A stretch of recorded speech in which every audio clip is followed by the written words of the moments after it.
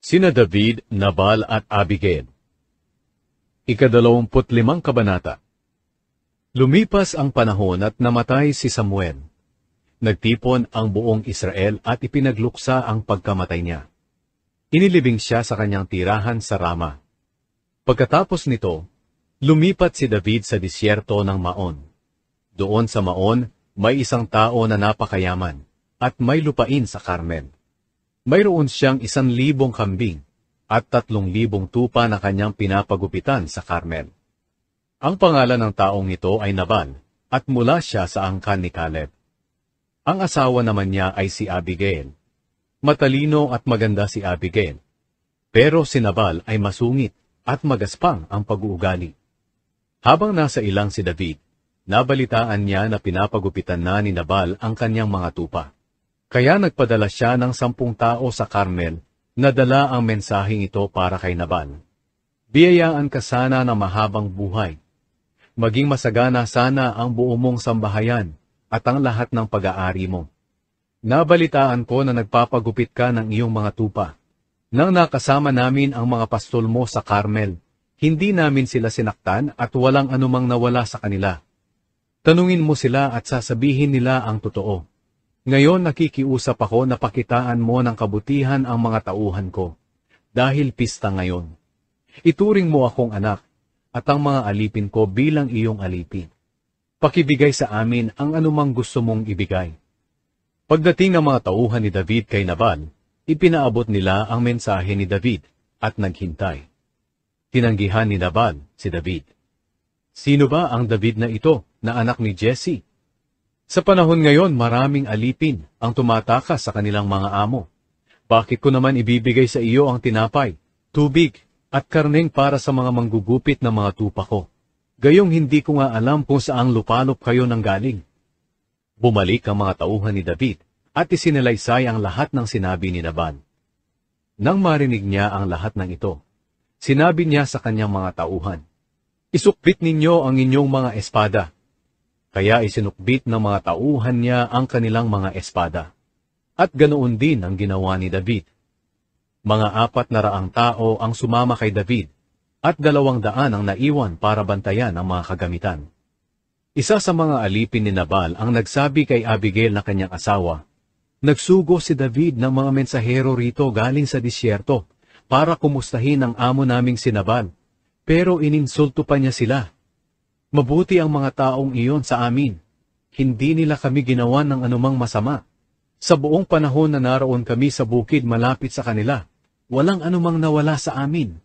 Binantayan nila kami araw at gabi, habang nagbabantay kami ng mga tupa.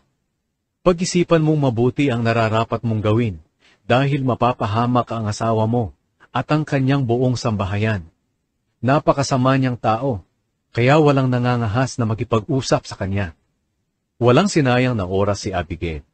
Nagpakuha siya ng 200 tinapay, 2 balat na sisidlan na puno ng katas ng ubas, 5 kinatay na tupa, 1 sako ng binusang trigo, 100 dakot ng pasas, at 200 dakot ng igos. Pagkatapos, ipinakargan niya ito sa mga asno, at sinabi sa kanyang mga utusan, "Mauna na kayo, susunod na lang ako." Pero hindi niya ito ipinaalam sa asawa niyang si Nabal. Habang nakasakay si Abigail sa kanyang asno at paliko na sa gilid ng bundok, nakita niyang padating naman si David at ang mga tauhan nito. Samantala sinasabi ni David, "Walang saysay ang pagbabantay natin sa mga ari-arian ni Nabal sa disyerto para walang mawala sa mga ito. Masama pa ang iginanti niya sa mga kabutihang ginawa natin.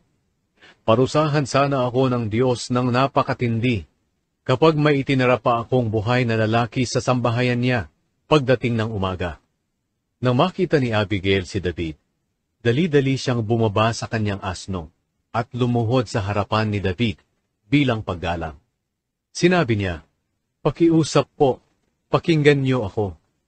Inaako ko na po ang pagkakamali ng aking asawa. Huwag niyo na pong pag-aksayahan ng panahon si Nabal. Napakasama niyang tao. Nababagay lang sa kanya ang pangalan niyang Nabal, na ang ibig sabihin ay hangad. Ipagpaumanhin niyo po pero hindi ko nakita ang mga mensaherong pinapunta niyo kay Nabal.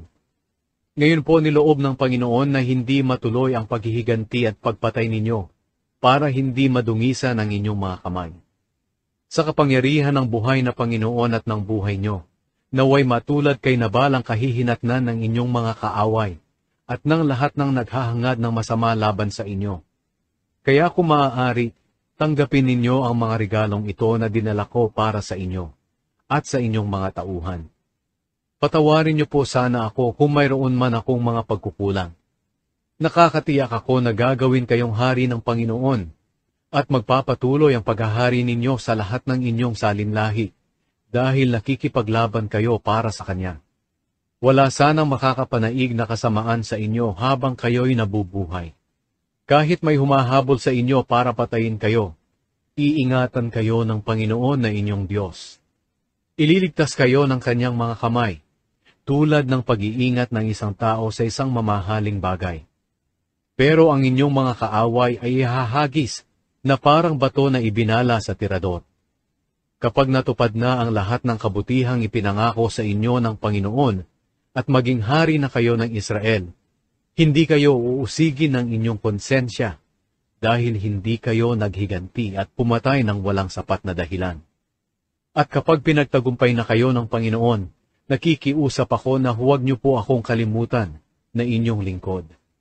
Sinabi ni David kay Abigail, "Purihin ng Panginoon ang Diyos ng Israel na nagpadala sa iyo ngayong araw na ito para makipagkita sa akin. Salamat sa Diyos sa mabuti mong pagpapasya, dahil dito iniwas mo ako sa paghihiganti at pagpatay. Kung hindi ka nagmadaling makipagkita sa akin, wala sanang matitirang buhay na lalaki sa sambahayan ni Nabal bukas ng umaga. Isinumpa ko iyan sa buhay na Panginoon, ang Diyos ng Israel, na siyang pumigil sa akin sa paggawa sa iyo ng masama." Tinanggap ni David ang mga regalo ni Abigail at sinabi, "Umuwi ka na at huwag ka nang mag-alala. Gagawin ko ang mga sinabi mo." Nang dumating si Abigail sa bahay nila, nagdiriwang sila Nabal na parang pista sa kaharian. Sobrang saya ni Nabal at lasing na lasing, kaya hindi na niya sinabi rito hanggang umaga ang pakikipagkita niya kay David. Kinaumagahan, nang wala na ang pagkalasing nito, sinabi sa kanya ni Abigail ang nangyari. Inatake siya sa puso at hindi na nakagalaw. Pagkaraan ng 10 araw, pinalala ng Panginoon ang kalagayan niya, at siya'y namatay. Nang mabalitaan ni David na patay na si Nabal, sinabi niya, "Purihin ang Panginoon. Siya ang gumanti kay Nabal dahil sa pang-iinsulto niya sa akin. Hindi na niya hinayaang ako pa ang gumawa noon. Pinarusahan niya si Nabal sa masama niyang ginawa sa akin." Pagkatapos, nagpadala ng mensahe si David kay Abigail na hinihiling niya na maging asawa niya ito. Pagdating ng mga mensahero sa Carmel, sinabi nila kay Abigail, "Pinapunta kami ni David sa iyo upang sunduin ka at gawing asawa niya." Lumuhod si Abigail at sinabi, "Pumapayag ako. Handa akong paglingkuran siya, pati na ang kanyang mga alipin." Dali-daling sumakay si Abigail sa asno at sumama sa mga mensahero ni David. Kasama niya ang 5 niyang aliping babae at naging asawa siya ni David. Pinakasalan din ni David si Ahinoam na taga Jezreel, at 2 silang naging asawa ni David. Ang unang asawa ni David na si Michal ay ibinigay ni Saul kay Paltiel, na anak ni Laish na taga Galim.